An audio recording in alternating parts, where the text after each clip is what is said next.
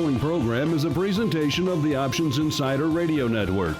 For more programs, visit www.theoptionsinsider.com or search for Options Insider Radio in iTunes.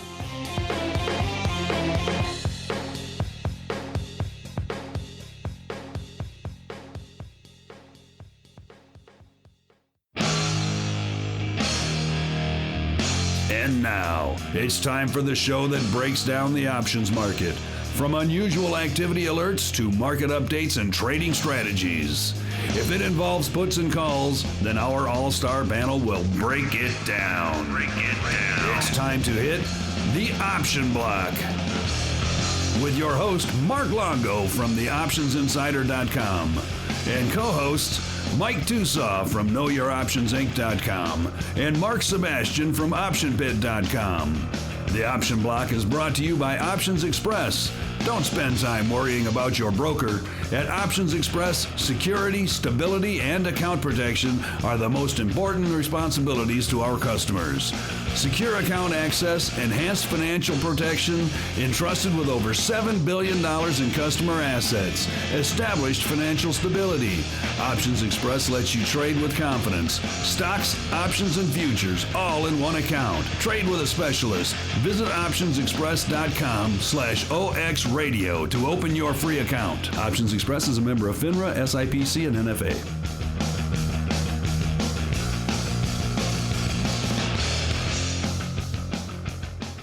All right, and that rocking tune means it is time once again for the Option Block, your bi-weekly source for all things options related. A little bit of education, a little bit of analysis, a little bit of what's trading, a little bit of unusual activity, and a little bit of wit and wisdom thrown there right on top like a delicious cherry on top of the sundae. If my voice is unfamiliar to you, it's because I've been gone for a little bit.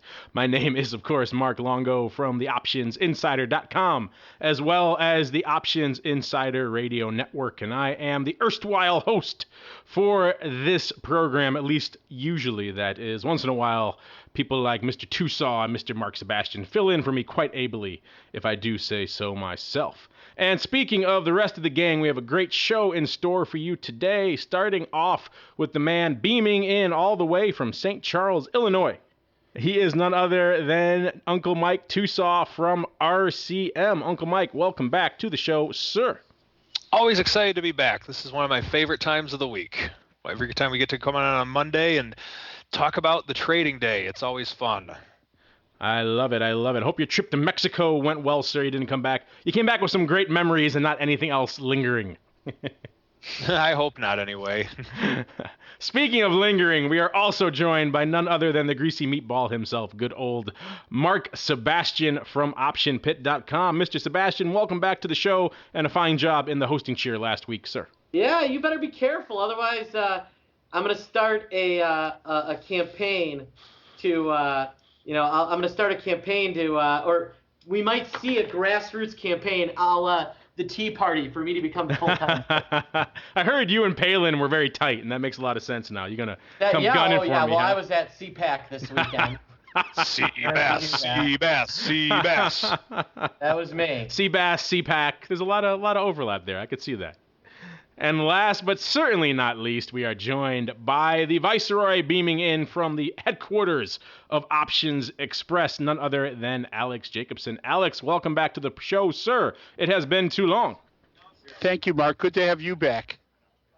It's good to be back. I can't be in the sunny, warm environs of Florida all the time. I have to come back to Chicago every now and then and do little things like host shows and all this fun stuff. I was just going to say, it's good to have you back. How was the conference? It actually was great. A lot of interesting stuff, surprisingly, and a lot of maybe interesting things, compelling things for our audience here. I think we'll get into those in a few minutes, but first, because you've asked for it, we have yet another interview block in store for you, dear listener. So we're going to dive right into that right now. The interview block.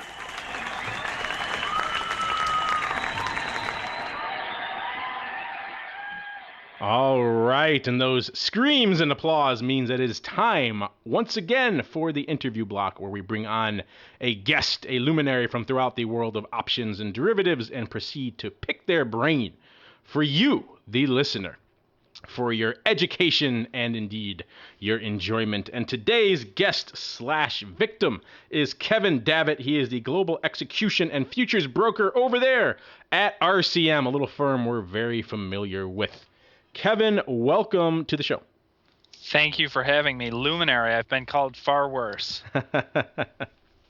Well, Kevin, we're glad we could have you on the program today. And as we are wont to do with all of our first-time guests here on the program, why don't you go ahead and give our listeners a quick overview of your background in the options and futures markets? Well, first of all, thanks for having me. Background-wise, longtime options guy, spent quite a few years on the CBOE, late 90s to 2007. And since that time, at that point, I moved into the commodity side of the business. So I've been doing things like the hard assets since 2007. So been in and around the derivative markets since the late 90s. Oh, you overlapped over there on the CBOE. What did you trade down there? A lot of stuff, but 4 years in the Russell, like the iShare products, the IWM-NO. Ah, yes, that's why I don't know you. I never delved into the Russell. I was busy on the SPX and then into the old single listing equities when they started listing those and all that fun stuff that followed there. Good days, weren't they? Yes. If you call sleeping over at the exchange to get a spot in the front of a spot. new pit, if those are good days, then I hearken for those on a regular basis. I miss that comfy bench. But you and me both. Now, Kevin, you're doing a webinar later this week on the old RCM webinar train. Why don't you give our listeners a little bit of a tease of what you're going to be talking about later this week? Well, we're going to be talking about the energy markets in general, which play a role in your and everybody's life, whether you know it or not. They get a lot of attention when you see things like gasoline prices move like they did in the early part of this year. And ideally, these are markets that can give you opportunities to make some money here and there, especially if you're familiar with how options work, which I think most of your audience already is. Hopefully, otherwise they've been listening to the wrong show for the past 2+ years. That's right. They must be very confused at this point, I would imagine. Go ahead, Uncle Mike, dive right in. All right, and Kevin, just a couple of things that I noticed from watching you trade the last couple of years. I know that on Wednesday morning you seem to have a fixation of watching the TV when this big report comes out. And I was just curious, maybe for a lot of our traders out there that are watching TV during the day or watching the news during the day, for the big, I believe it's the EIA report that you like to watch. What are some of the things that traders can watch for and in general for the energy markets and the news itself? Well, those things, so you're right, it's the EIA, the Energy Information Administration, assuming that it's not a holiday week. Every Wednesday at 9:30 Chicago time, they put out data on crude oil, on gasoline, and on the distillates, which would be things like diesel, heating oil, and jet fuel. And I do tend to get. I thought distillate was when you drink like bad water and it makes you like get diarrhea and stuff. Well, and you should ask Tusa about that because he was the one that was just in Mexico. Leave it to Sebastian to bring us to a very dark place very quickly. Hey, I'm not the one that said distillate. Hey, that's a fair question. It's like Beavis and Butthead here. He said distillate. Well, that go ahead before we derailed you there, Kevin. No, that's quite Yeah, no, all right. I'm sorry. 1 second, Kevin. Mike, we stick to 80s references here, not 90s references. Let's get our story straight. Much apologized. Well, actually, you're forgiven. Now, Kevin. Here's the problem. I'm not really sorry. So go ahead, Kevin. Anyway, the tone can kind of be set if you're a short termer by those inventory numbers, and I tend to focus a lot of my attention on the energy complex and on the metals, so I do get a little wound up right around that time of the week. But I would kind of compare it, if you are an equity guy, to the Thursday weekly jobless numbers, where there's a great deal of volatility inherent in those. The weekly jobless numbers are smoothed out a bit by seasonal adjustments, which the energy data is not. But hopefully that answers your question, and maybe we'll delve a little bit more into that during the webinar later in the week. Oh, definitely, definitely. Now, the report itself, it's obviously, it has the potential to be a market mover, like you say, but in what ways can this typically move volatility and perhaps energy options or even metal options for that matter? I suppose that could be a long-winded answer.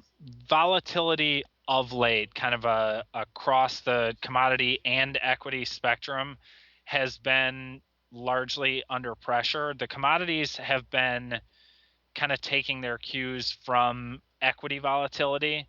And as you guys and your audience likely know, volatility as measured by the VIX came into to levels last seen in 2007 last week. We got a pop today with the Cypress news, but overall versus kind of 5-year historical averages, generally implied vol is low. If you do get big moves on inventory data, you can see implieds move around in either crude or the products, but it isn't something that I would typically look to as a big IVOL mover, but it can be. That answer Oh, at all? absolutely. Absolutely. Now, on your day, you talked about your days on the CBOE floor trading the IWM. Did you put a lot of emphasis on the energy prices at that time? I know the IWM is more of a small cap, is for the Russell 2000 small cap index, or that's what the ETF represents. But would you be have your eyes glued to the TV on Wednesday mornings as much as you are now, or was that more of a non-issue when you're more of an equity trader? Well, I mean, if you're an equity guy, I guess it depends on what names you're trading, and energy prices can play into from a macro sentiment standpoint. I was kind of hard to believe now. It's 10 years gone by, but I was on the PhilX 10 years ago now when Iraq 2 or whatever you want to call it, Operation Enduring Iraqi Freedom, began. And back then, crude prices went from, we were in late 2002, WTI was around $26, and when shock and awe kind of went into effect, which is 10 years ago tonight, crude prices moved up to 37. So in percentage terms, that's a fairly significant pop, something like 40%. So that would be, today we've got crude chopping around in the low 90s. That would put it at around 130, which would certainly make headlines. And if you're trading, big names like Exxon or some of the smaller names like the refiners who have seen a boon because of very positive crack spreads over the past couple of years, and especially the past 2 months, that would of course catch your attention. So long way of saying it depends on what it is that you're trading at that point in time. But if they are tethered to energy prices in one way or another, then yeah, you should be paying attention. Yeah, I think that makes sense. Now, typically, let me ask you this. Let's kind of expand upon this. In terms of the relationship between energy stocks and the commodity itself, a lot of times do you see the energy stocks driving the price of oil, or would you say a lot of times it's the opposite, or maybe kind of a little bit of both? Maybe I'm a little bit skewed here, but I would say that almost without fail, it's the futures that are wagging the tail. So you see, I'll talk with my colleague George here, who will follow a lot of the names like the mid-continent refiners, which have responded very positively to the explosion in the crack spreads recently. So I would say that generally those names that are in some way affiliated, whether it's pipeline or refinery or what have you, are going to take their cues from the futures, but there can be idiosyncratic earnings risk or just stuff that's specific to a name, and that's what you need to know before you get into a position in any given product. Hey, Kevin, it's Alex Jacobson over at Options Express. Alex? I'd like to continue on that thread. Sure. Because that's one of the discussions we've had in the industry for many months, and in fact, the CME guys were up here a couple months ago doing a presentation. The oil names are problematic when comparing to the spot price. The oil ETF clearly does not track well. Mm-hmm.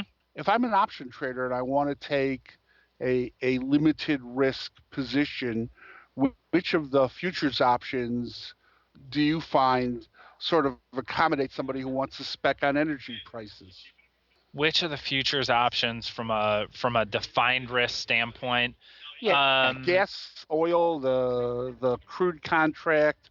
Which one? If I'm someone who just wants to do I think energy's going up and I want to make a trade. Yep. Where would you have them start to look?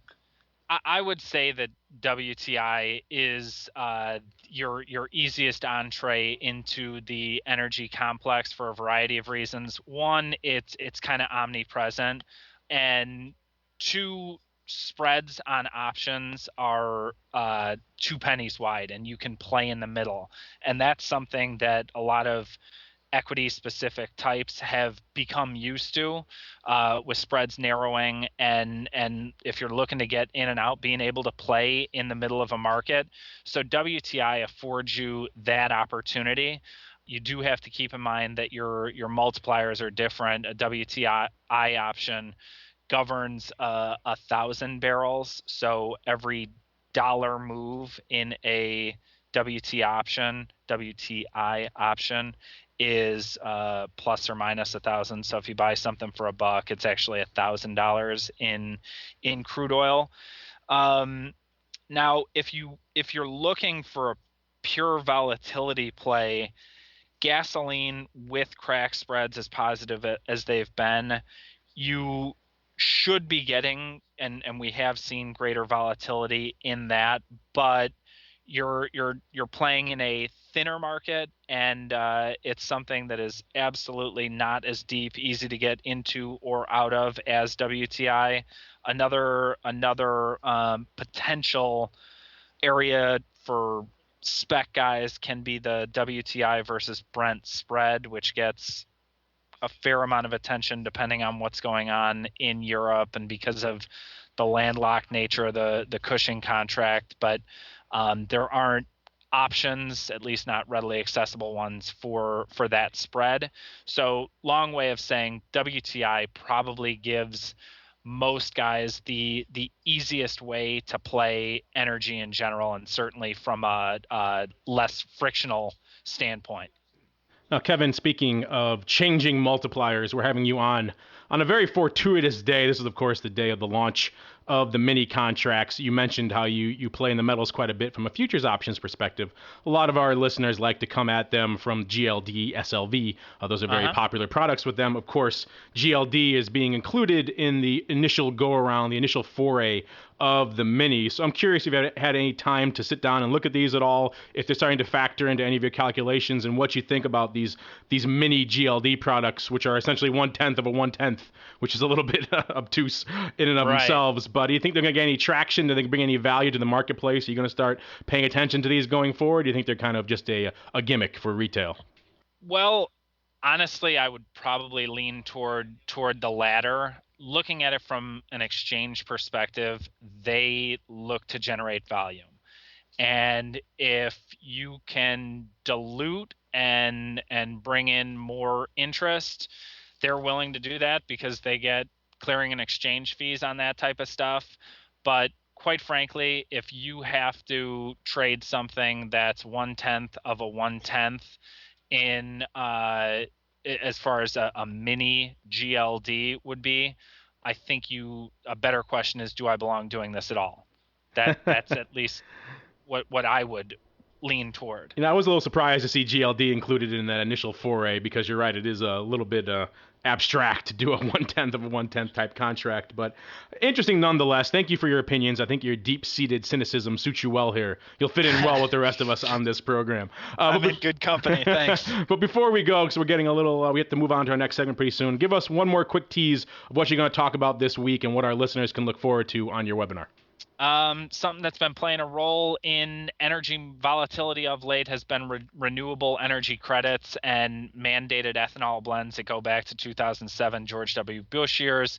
Kind of interesting to see how that stuff plays in now.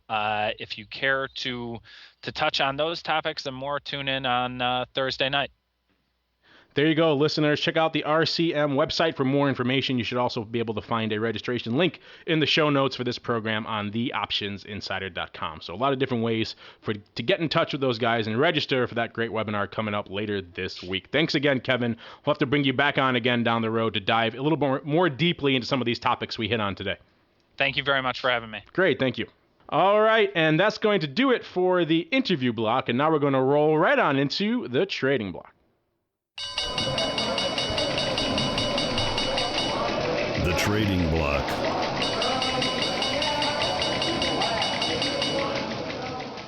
All right, and welcome to the trading block. This is, of course, the portion of the show where we dive into what was trading, what caught our eye in today's activity. And as Kevin alluded to at the top of the show, we had a wee bit of a sell-off here on the broad indices today, with most of the major indices down about 0.5% on the day. And, of course, a lot of that coming from the news out of Cypress. Of course, VIX cash getting a lift to the upside, up about 2 handles to 13.36 today. All of that news. Of course, that big market mover, Cypress, perhaps rekindling fears that Europe is once indeed heading for the deluge. The maelstrom is going to erupt in Europe once again, and we haven't seen the last of the Euro madness that kind of gripped us throughout most of last year, and the market reacting accordingly. But I think before we even dive into that, you guys did a great job last week on the show when I wasn't around, hitting on some of the salient points of the minis. I think it's worth hitting on some of that again and maybe getting, because today is the launch day. Today is the big day. Today is the day that if you've been involved in options in any way, shape, or form for most of the past year, you've been hearing quite a bit about. And the news really started in earnest last year, about a year ago at the Options Industry Conference, when all the different exchanges were vying for who would have the final contract. It got approved in relatively quick fashion for the options spectrum and for SEC to approve a new product. And they announced March 18th as the day. Of course, all the other exchanges, ISE announced it first. All the other exchanges have since jumped in. SIBO, Box, BATS, all going to trade them, some with different fee schedules. But yeah, it looks like today was an interesting, if not off the charts kind of day for these products. Of course, they listed with 5 names for the most part to begin with: Apple, Google, Amazon, the Spiders, and as I mentioned earlier in the interview block, GLD, which is a bizarre one. Of course, SPY in the same boat, another 1/10 of a 1/10. It gets a little bit confusing at that point. But there's still a lot of questions that are floating around out there. Maybe before we even get into those, Alex, what were you hearing on the desk today? Was there a lot of interest in the minis? Were you guys putting up a lot of numbers? How was this first day of mini volume? So I'm going to give you a very unexciting answer. Interest was good. It was a conversation that I could hear being conducted frequently, but it wasn't overwhelming. It wasn't like we were inundated with requests, but interest was good. And I think it was a successful first day. I actually traded some of the apples myself this morning, and market quality was a little lacking, but I think hopefully that will work itself out in time. But overall, I think it was a good start. And, to add a lot of color to that, we were betting up here on kind of what we thought first day would look like, and I think these numbers are coming in the good column. Yeah, I mean, over 22,000 contracts traded in the minis today. So, that's the equivalent of 2,200 contracts of the big. So for a brand new product, that's not too bad. And I think on a day where I think one interesting thing is that Cypress stuff probably put a little damper in some of the trading, and we still did 22,000 contracts. So I really like it. And I think you've got to be pleased with that volume if you're the exchanges. Yeah, I'm looking here at the Apple numbers here for front month. Looks like a few thousand contracts went up. Maybe the biggest trade looks like it was in the Apple 530s, nearly 1,000. It's about 700 of those mini calls went up in the front month. It was a fairly 400 of the 450s. And you're right, Alex, some of these markets are not exactly the tightest thing you're ever going to see, but I'm sure they'll get there. I talked to a lot of market making firms over this past week, and some of them were a little bit ambivalent about diving into the minis for, I think, as they start to catch fire a little bit, some more firms will get in there and start to tighten these things up a little bit. We're even rolling out to May. We're seeing a few thousand contracts going up. So yeah, Apple was obviously the benchmark, the test case for these products. They were really conceived back in the day when Apple was trading close to 700 and was heading straight to 1,000, and they needed a mini product for that. I think in the years since, a lot of the attention has shifted to Google and even Amazon and some of the others to show kind of where the interest is now. Of course, if these recent trends continue, we may not need a mini for Apple much longer. We may need a maxi for Google if they keep on this track. I think one of the problems I've heard from people is they're kind of hard to find here on this first day, and I can concur. They really are. It's really hard to find quotes on these things. I'm looking. They're not listed on every platform. No, that's a problem too. A lot of brokers. OX actually you guys have a leg up in this. I talked to a lot of brokers over the past couple of weeks, and a lot of them are still having issues really getting this stuff up and running. So a lot of your options brokers out there have not listed these products yet, even though today was the official launch day. I think you guys at OX were one of the few, Alex. So I'd imagine you guys and a few of the other major ones really siphoned off the lion's share of the mini volume for today. Yeah, and the Schwab platform was ready as well.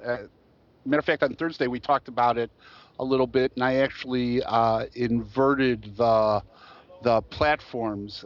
Here at OX, they just show up in the chains. There's a mini option tab that you can bring them up in. At Schwab, they're using the symbol +7, which is the way Opera is sending them out. But, you know, having worked at a brokerage house now for a couple of years, the challenge isn't so much working out the kinks of trading them. The challenge is on the margin side and what's covered, and we are going to phase these in 2 stages. I mean, you can trade them today. They can be handled correct from a margin side. The covered right will be correct. But our full suite of tools is still going to be in stage 2, and that could be 10, 15, 20 business days away before you'll be able to, chart them and do probabilities. And that's not that big of a deal yet, because you can obviously do charting and probabilities off the big stuff. But, it's customers understanding that some of this takes time. It's not just the trading of it. And we're excited about it. As I say, we looked at the volume today, and coming in today, we kind of looked at it, and, we were in 2 divided camps that, they'll do a couple thousand a day. The interesting thing is a lot of the trades were exactly what you would have hoped. They were smaller trades. There were 2s, 3s, 5, 8s. Obviously, doing 50 or 70 or 100 of these, you might have got a better market and better transaction costs in the bigs. But to the mid-sized investor and smaller investor, these make great sense. I'm looking here at the OX chains while we're talking, and you're right, Alex. It actually is surprisingly easy to find the data here on the minis. If you are an OX customer, you log in, you'll see a big banner. It'll say mini options. That should take you right to where you need to go. And also on the trade ticket, once you start entering, you'll see a tab for the main. I'm looking at GLD right now. It says GLD options, and next to it, GLD mini options. So it is pretty clearly delineated. You have to just click around a little bit. And you guys did some numbers here in the GLD. I'm looking here on the minis. You did 1,200 of the 156s. So you guys put up some. There's certainly some interest in these 1/10 of 1/10 here on the GLDs.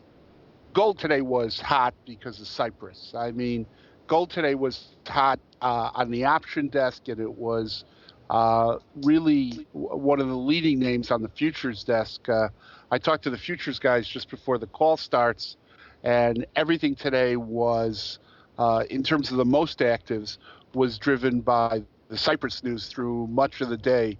It was gold, it was treasuries, it was people buying the dollar. So the Cypress news was really the catalyst in a lot of what, went on today. And I think, like many people, I was watching Bloomberg TV last night and sitting on a couple of the trader sites that I sit on, and the Cypress News had brought out the traditional end of the world. The government's going to steal your bank deposits. We're next. I mean, that stuff almost is. It's so laughable. It's entertaining, but I actually expected we'd come in lower, and I personally thought we would rally from that. We actually got weak right at the end of the day today. Kind of interesting to watch the day overall. Yes, a lot of other questions piling in about the minis. I guess we'll hit a couple of them right now. They are listed on monthly, so no weeklies yet. A lot of people were assuming they're going to be kind of like a SPY and a GLD and do the 1/10 type strikes. They're not doing that. Clearly, if you look at any of your quotes, you'll see that. They are doing regular standard strikes, regular standard prices.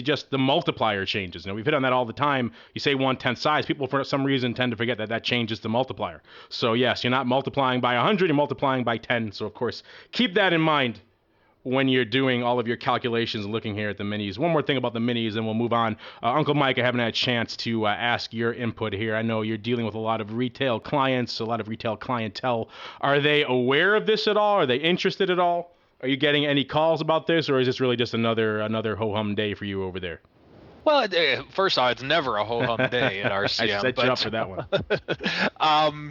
No, but with this, I haven't really, I've mentioned it to a few clients, and the way I plan on using these, I still want to wait maybe a few weeks just to kind of get a feel for how these work, but we were talking about this on the show on Thursday, and I have a lot of clients that I've had to round up or round down, like let's say an allocation to GLD, doing the math on just a little over 15 grand is 100 shares, and the next level up is $30,000. And there's a lot of clients that I'll have that maybe instead of 700 shares, I normally would have them in 800 shares, but I had to round down because I want to maintain everything with what I want to do to have the collar set up right.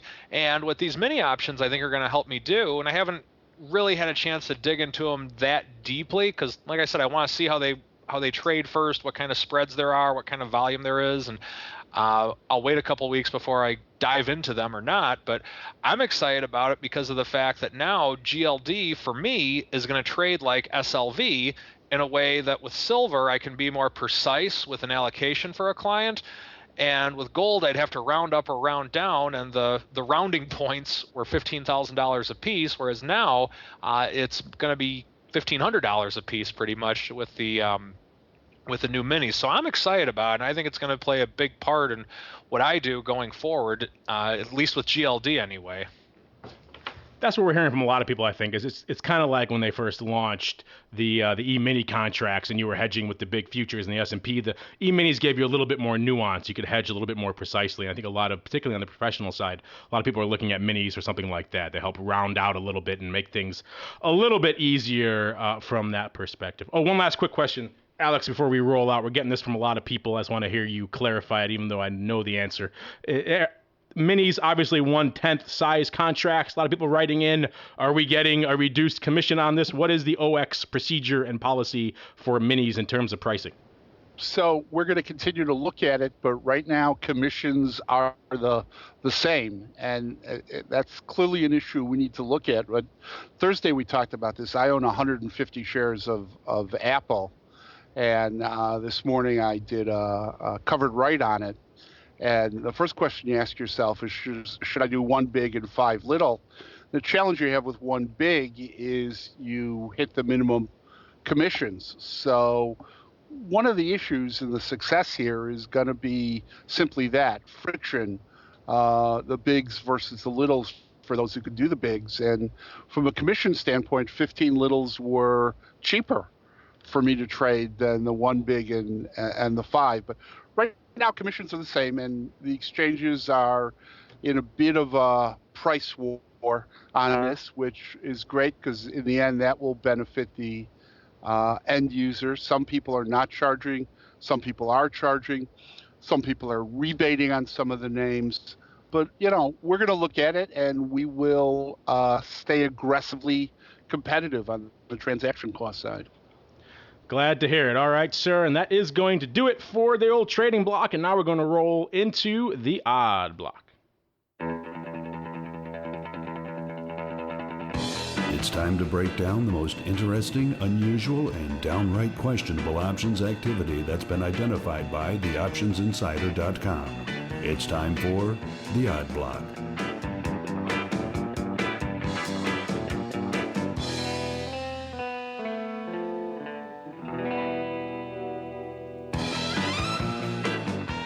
All right, and that funky tune means that it is time for the Odd Block. This is, of course, where we break down the interesting and or the unusual options trades that are lighting up the old tape today. And we're going to start off with something of an Odd Block special. This is Neon. The name is Neonode Inc.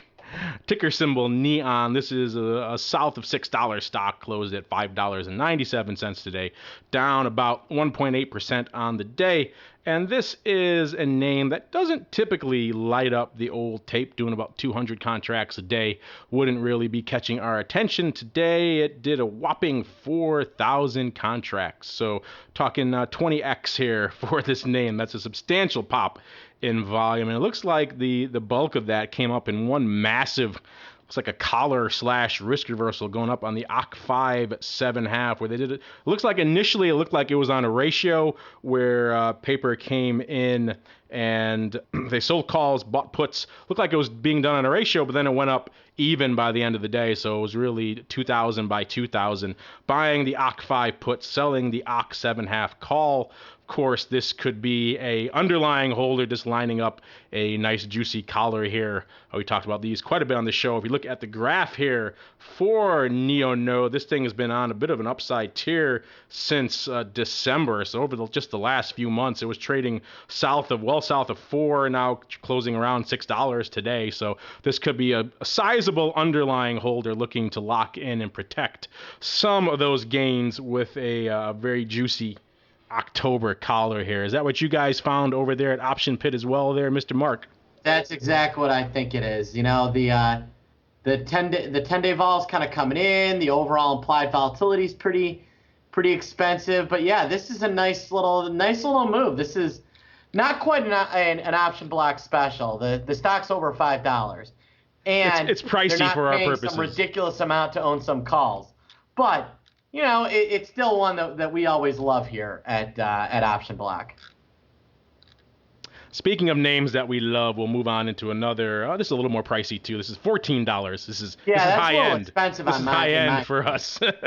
Talking about Globe Specialty Metals, ticker symbol GSM, and this one closed at $14.33, down about 3% on the day today. This is another one that typically lights up the tape with a whopping 200 contracts, doing 2,000 today. All of those, pretty much all 2,042 of them, coming in the SEP 12.5 puts, where we saw paper coming in and just gobbling up these puts 2,000 times. Of course, if you look around here, the only real open interest anywhere in this name is on these SEP 12.5 puts, where 2,000 of them are open. It looks like he's buying back looks like he had shorted these at some point and is now buying these back. I'm looking here at the chart of GSM as we're talking. This one's kind of been vacillating quite a bit over the last 6 months, dropping down to 13, up to about 16, and back down again. So he's had a bit of a range, and him selling these 12.5s is on the bottom end of that range. So not a bad trade, picking the bottom there and trying to get some premium for it. Looks like he's taking that off the table today. Is that what you guys found over there, Mr. Mark? What it looks like to me. See, we're just simpatico today. I love these global, I'm a big fan of globes. So, when I first saw the name, I assumed that they made the metal that goes on the globe so that you can spin it, but I was wrong. Very, very niche market for that one. Yeah, that is. It is. Next up, we have another one might get the award for the incongruous ticker versus name. We have Realty Income Corp. Do you think it would be RIC or something? No, the ticker symbol is O. Because, of course, you think of O. Well, give me your O face. O. That's another 90s reference. So you just chastised Tusaw for that, and you did the same. Yeah, no kidding. So now I think Tusaw is well within his rights to chastise you, sir. I'm sorry. Consider yourself chastised. But yeah, we saw, this has kind of been a theme in the odd block of late or the past few weeks, is just call buying. We're getting some call buying out here in O as well. This is another name lighting up the tape with 200 contracts a day, doing a couple thousand today. The bulk of that coming in the O June 45s. A lot of those light up the tape today, as well as some action out here in the set 45s. Looks like a little bit of a time spread lighting up the tape, and as well as the puts. Some weird activity going on out here in good old O. What caught your eye amongst all these various 200 and 600 lots going on out here in O, Mr. Mark? It's a little weird one, but this stock never trades, and so it should kind of raise your eye when you start seeing this kind of volume. Wondering what this means for RSI. I mean O. It's kind of an interesting one. RSI. Yes, it looks like a time call spread there versus some puts. Yeah, which is, it's a weird one. Yeah, that one, especially in a name like that doesn't trade at all. Yeah, for a single list name, for a single digit name, this may have the lowest volume number in history. I don't know. The other ones we were just talking about did about 200 contracts a day as well. You talking average daily volume or like open interest? Well, no. What I'm talking about is stocks that have a single letter name, single letter ticker. Oh, I see what you're saying. It's got to be the lowest by far. Yeah, right? It's not in telephone league or anything like that. Right. Right. And last up here on the old odd block today, we have SWFT. This is, of course, Swift Transportation Company. This is another name, does a whopping 600 contracts a day, doing over 4,042, almost 4,300 today.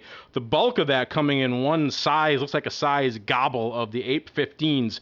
Nearly 3,000 going up on the tape today on open interest of just over 1,000. So this is all primarily opening paper. And you're looking here back on the charts of Swift. This one had a sharp gap not too long back, just back at the end of January. This thing gapped up from the 10 handle all the way up to the 14 range right after earnings. So they had a good announcement and has been kind of drifting up toward the 15 range ever since. So that kind of action, it's kind of surprising to see someone kind of coming in and just gobbling up the 815s. You also saw the May 12 halves going up a little bit as well, a little bit more in the money on that side. But someone obviously thinking, looks like there's more upside to be had. You see any stock going up with these, Mark? I did not. So it looks like it's just a straight up option block special upside call buy. Yeah, I like it. This has made a nice little move. So hey, let's go with the mo. That's what I always say.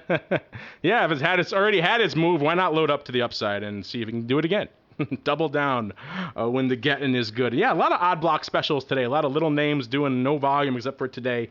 Of course, we saw a few weeks back with the whole Heinz deal that doesn't take a lot of size to make for an interesting, unusual activity trade. I think that Heinz takeover deal was like 250 contracts when they were speccing on the Buffett deal. So it doesn't have to be size to be insider activity. So interesting stuff here on the old odd block as usual. Now we're going to roll right on into the Xpress Block. The Xpress Block, brought to you by Options Express. Options Express lets you trade where and when you want for every level of trading. From advanced charting, free daily trading ideas, and free educational resources, Options Express is the online broker for all traders. Best of all, Options Express allows you to trade stocks, options, and futures all in a single account on powerful yet easy-to-use trading platforms, including mobile devices. Visit optionsexpress.com/OXradio for your free account. Options Express is a member of FINRA, SIPC, and NFA. All right, and welcome to the Xpress Block. This is, of course, the portion of the show where the boys over at OX take the reins and give us an insight, a glimpse into what is going on behind the curtains at Schwab/Options Express. And as we hit on earlier in the show, Alex, I have to imagine the bulk of the conversation today was about minis. Anything else lighting up your tape over there at OX today? Well, Cypress started the day, and minis were a big part of the conversation. But you notice there's been kind of I don't want to call it a quiet rally, but market's down 2 days. Apple's up like $23 in 2 days. And Friday it was up, I recall, 10 or 11, and everybody expected it to crater on the Samsung introduction. But another 12 points today. So there's kind of been a quiet rally going on here in the food company.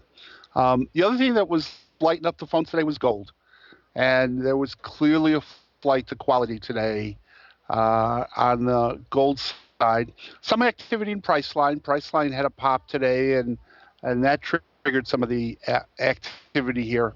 As I mentioned before, on the future side, flight to quality. It was gold, treasuries, and the dollar. And interesting enough, from my perspective, where I sit between the two desks, today seemed to be a busier day than last Friday, which was expiration in terms of the number of the calls. So I'm not sure how much of that may have been driven by the mini. I kind of listen with, one ear, but it didn't look like it was a really wild day in the market. We opened, as I said, on the Cypress news and closed week, but the phones were going off all day today, so it was little of everything. Now, Alex, you touched on it earlier, just to clarify for our listeners, that they want to start seeing the minis in the Idea Hub and that sort of stuff. You're thinking about a month or so before you can really start working that stuff in, you think? I can't put an ETA on it. We spec'd out futures options today, actually. That went over to the product development team for budget. Candidly, the next piece after that are the 5 weeklies and then the minis. So having experienced how it all works, I'm reluctant to put a real ETA out there on it, because the one thing you find in this industry is that priorities change. And of course, the big priority for the last 2 weeks was to get minis ready and foolproofed and tested. But minis will go into the Idea Hub. I just really can't give you a confident ETA. We understand. We know how things work there. Getting the ship turned around on these kind of things can take some time. But interesting stuff. I know we're all looking forward to the day when the Idea Hub can say, hey, you do 5 of these versus 5 of the minis or 10 of the minis. And interesting little variations and strategies that can emerge from that might be kind of interesting as well. So good stuff. Thank you for that, Alex. And now we're going to keep on rolling into our final segment of the show, Around the Block. Around the Block.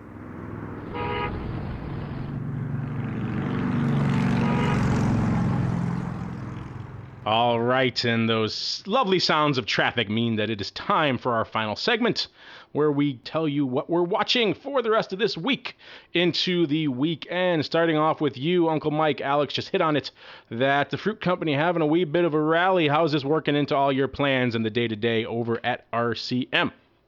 Well, working out well, actually. I'm back into Apple somewhat. Once again, not near the deltas I once had, but the trade with which we have on, it's kind of a diagonal combo something, whatever you want to call it. But I'm long the 450 500 May bull call spread, and just been selling weekly put spreads on this, and so far haven't gotten caught, so to speak. And the goal is to continuously sell put spreads at the same number of contracts to finance the cost of this May call spread, and if it stays still. And it's kind of hung out around the 450 level, or it hasn't gone above the 450 level. I've been in it around 450, so still working so far. And at some point, if we get just one little pop on Apple, it'll all make it worthwhile for me over the course of the next couple months.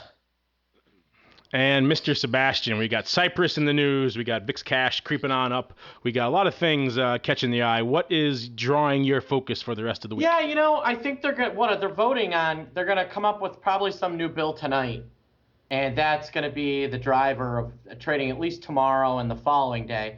I think you have to fade any sell-off and then roll back into it. I don't see how you don't want to. I don't see how you wouldn't want to own this stuff. So, once we get a nice little sell-off, might be a good opportunity to go start selling puts and execute a put selling strategy. There you go. The old put seller to get long the stock. Love that one. Beat that drum quite a bit here on the old option block. And last but certainly not least, Mr. Alex, what is catching your eye? What are you watching for the rest of this week?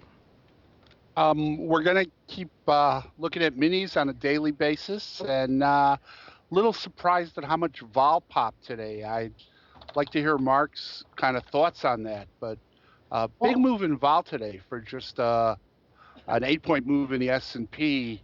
Yeah, but what I'll say, Alex, is that that was the VIX moving up to 13%. So I think there's some anticipation that we're going to get a little movement out of this Cypress thing, especially when you look at kind of if you use something other than Garch like ATR and look at the S&P futures, you get a much bigger vol move than standard Garch, and I think that's where this came from.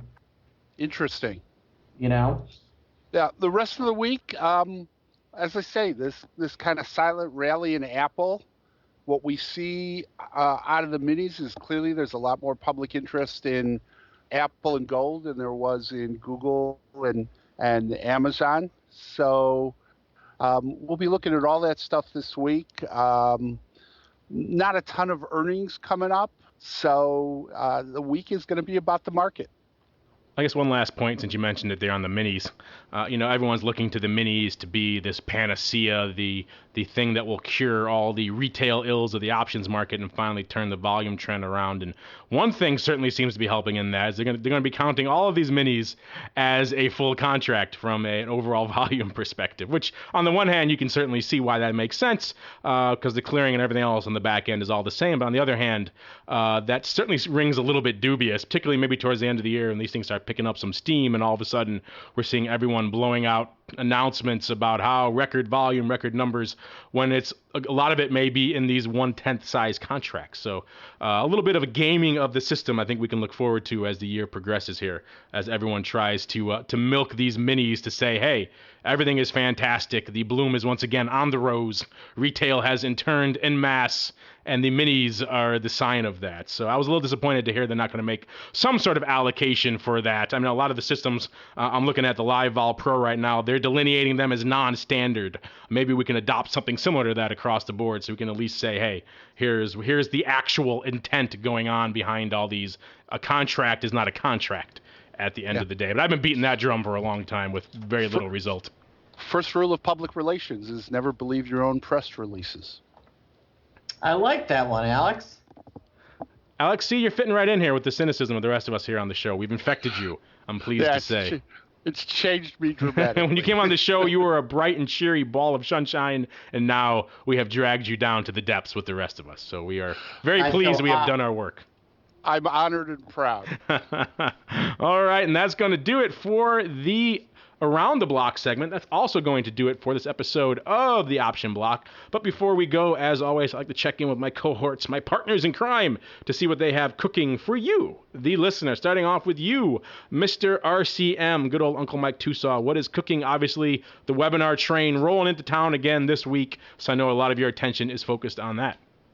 Absolutely. We'll have Kevin Davitt's going to be doing a webinar this Thursday night. The title of the webinar is going to be oil. It's always been one of my favorite titles for any webinar that we've done. So tune on in. And next week we're going to be having a guest on with, he's going to be talking about trading psychology. So we haven't had anyone with that as of yet. So we're excited about that. He's going to have a ball with Sebastian when he gets on. I'll tell you that. There's a lot of psychology to dive into there.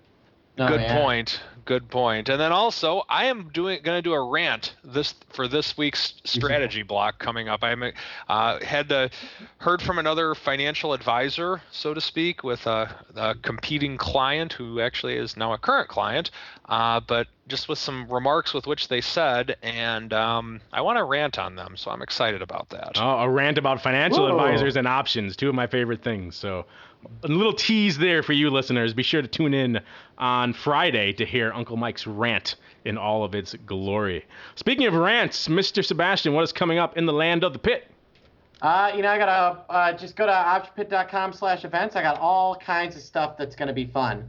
So, it should be just go to. We've got something up in April. I'm doing a webinar this week. I got the big webinar. I got the big live Street Monster Conference in June, and just a cacophony of events. There's a little bird telling me I'm gonna have something big on May 15th. We'll see, and that's what I'm up to. I like that birdie. He's a wise birdie indeed. But before we get there, Mr. Alex, he's a bellowing birdie. Yes, he is. Mr. Alex, what is coming up behind the curtain in the land of OX? March 23rd, a live event at the San Francisco Airport Marriott. That's going to be an all day, but that is simulcast. And all our live events are simulcast now. So if you can't make it or you want to sit in Palo Alto at your home and have your jammies and cocoa, you could attend the event on the site. A real interesting webinar tomorrow on futures volatility with David Hightower. He's a really interesting guy, and I candidly don't take the time during the day to listen to a lot of our webinars because I've got a lot of stuff going on. I actually kind of take a minute and pause to listen to David Hightower. That's 11 o'clock Chicago tomorrow. On the 26th, after the close, I'll be doing a Ideas Hub webinar. And going into April, we're going to slow the in-person stuff down. Candidly, kind of to your point, Mark, volume numbers are still fairly modest. And at least for April, we're going to go all electronic, so all webinars. There's a real robust schedule. Just come to the site, optionsexpress.com, click on the education tab. All the events are free, and that's kind of near term what's happening.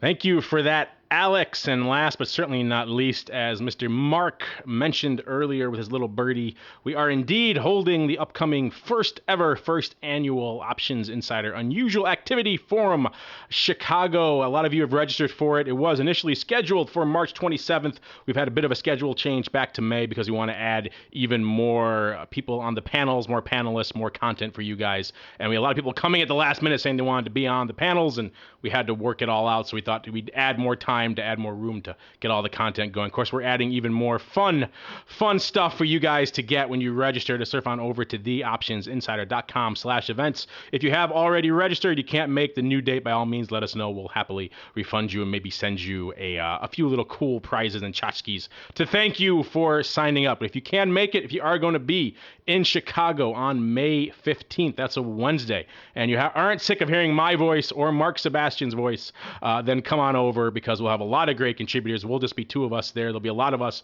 I'm sorry, there won't just be the two of us there. There'll be a lot of great unusual activity experts diving into the weeds and really showing you how we find the stuff we talk about on the odd block, what you do with it once you find it, and how you can analyze it, interpret it, sort the wheat from the chaff, and really get some good actionable intel. So that, again, May 15th, surf on over to theoptionsinsider.com/events for more information on who's going to be speaking and all the great fun stuff you get when you register. So check that out. And of course, we want to thank all of you for downloading and streaming and subscribing to this program, and for writing in some great questions. Didn't have time to get to them today. We'll get to them on Thursday. So thanks again for making this show such a success, and we'll see you next time right here on the Option Block.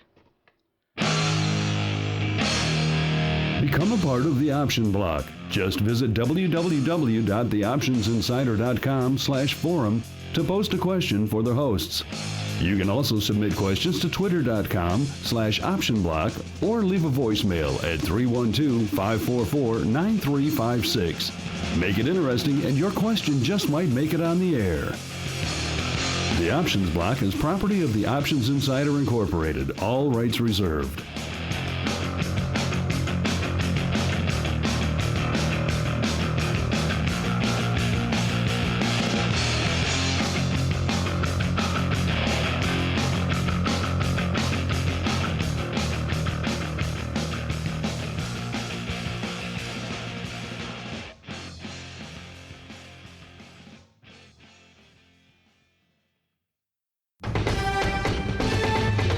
The preceding program was a presentation of the Options Insider Radio Network.